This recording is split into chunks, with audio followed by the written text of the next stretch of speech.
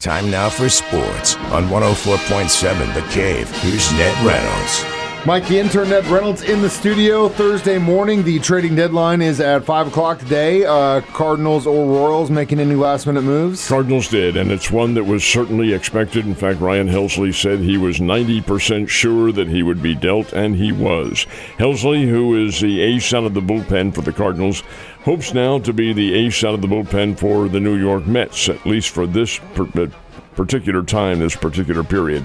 Helsley was traded to the Mets for a shortstop, Jesus Baez, and two minor league pitchers, one of whom, or maybe both, might be here with the Springfield Cardinals for the closing weeks of the season. We'll find that out. One is Nate Dom, and the other is Frank Ellisalt, and both of those guys are coming to Cardinals property. Here's the key with Helsley, who is from Tahlequah, Oklahoma, and has often said, hey, I want to be with the Cardinals. Well, he won't be, at least for the rest of the season. But at the end of the season, Helsley is a free agent. Will the Cardinals make a deal and pony up the money that Helsley wants to come back? He certainly hopes so. His wife is in St. Louis, and he would prefer to stay in this area, lifelong Cardinals fan and all that sort of thing. So we'll see what happens, but Ryan Helsley goes to the New York Mets for a shortstop and a couple of minor league pitchers. So it seems to be a common occurrence these days, gambling and another player getting in trouble. The silver lining, if there is one, and I don't think there is, but Gilbert Arenas, who was an NBA veteran from back about 10, 11, 12 years ago, and 5 others arrested and charged with operating a high-stakes poker game. And this is one in which you had a building rented out and you charged enormous fees for coming in and playing high-stakes poker. You had waiters and waitresses and young ladies, if you get my drift. I don't know anything about what you're talking about, Ned. Anyway, Arenas is arrested on that. There is no word at all about betting on games. Thankfully, that is the case. Hopefully, it is the case. But Arenas, from the former NBA All-Star, as a matter of fact, and 5 others face a long-term incarceration, let's put it that way, if in fact they are found guilty of this. It's going to be interesting to see how that shakes down. Sounds like a good time to me, though. Final regular season golf tournament is underway before we really start counting those points. What's the purse on this one? This is, about $8 million. That's somewhere not too around bad. there. Maybe a little bit of a break for everyone before the real It's a smaller purse, though. It's yeah. a smaller purse, and you would think the big names, Scheffler and all that bunch, McIlroy, probably won't play. They don't need to because they don't need the FedEx points. But there are others, many others, who do. So they will be competing in the Wyndham Classic at Greensboro, North Carolina.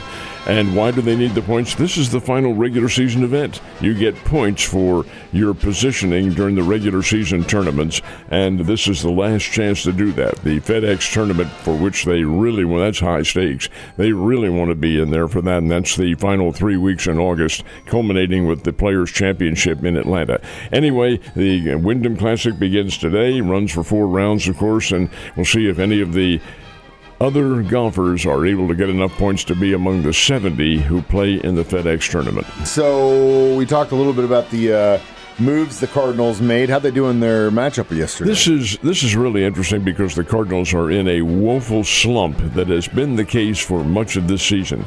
They have periodic surges, so to speak, on offense when they score a lot of runs and so forth, and then periods of dormancy. And they're in one of those dormant periods for at least the foreseeable future.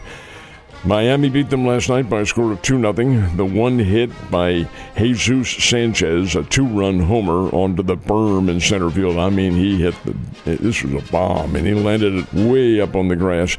2-0, the Marlins win. That was all the scoring. The Cardinals did not score. Miles Michaelis, who has been pounded pretty heavily on the hill, actually pitched a pretty good game, but not enough, and the Cardinals are now even 500 at 55-55, and that's not going to get it. They're 10 games out of first, and quickly approaching the time when, things are just simply not going together. And I think they did wave the white flag last night when they traded Ryan Helsley to the New York Mets. That may be a sign the Cardinals have given up. Not a good sign. Royals don't seem to ever really give me a sign that they're giving up. And last night actually had some pretty good pitching yesterday. It was outstanding pitching. And they used what's called the bullpen starters. And that is they pitched everybody from the bullpen. Only the young man, Bowden, who they called up from the Omaha Farm Club, he's the only one who pitched more than 1 inning. All the other pitchers, and there were 9 of them, pitched 1 inning. Bowden threw 2 innings, but it was a shutout. They took the Atlanta Braves into 10 innings, totally blanked them, and then in the 10th inning, well, it was a base hit by Salvador Perez that drove in M.J. Melendez from the ghost runner on second base. I despise that philosophy, but be that as it may, Royals win the game 1-0 in 10 innings, and that's pretty doggone good. They can play well. They're still in the wild card hunt, and if they continue to play well and get their good pitching, hey, they're going to be all right. Now, the Springfield Cardinals won their game over the Arkansas Travelers 6-4, and their series continues tonight, and then tomorrow night, and then right through the weekend. The Royals definitely surprised me yesterday, and again, now they are pretty much tied for second in the division. We'll see what happens. Yeah, but they're still way behind Detroit. Oh, yeah, and we're probably 5 games behind the other teams that are second in their respective divisions. So we'll see what happens there. And last but not least, kind of had some interesting injuries in training camp so far for the Chiefs. National Football League is very sensitive to head injuries. Maybe overly, if there is such a thing as being overly cautious, they may be. Got Xavier Worthy on the concussion protocol.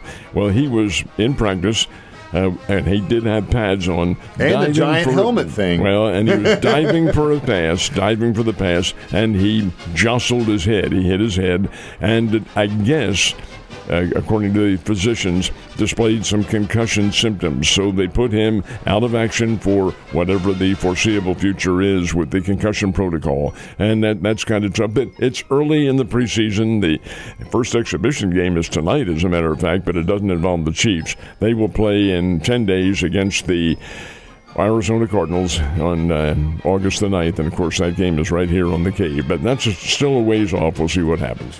Again, with Worthy wearing that giant helmet they make him wear and still getting concussion, makes you wonder why they got to wear that damn thing in the first place.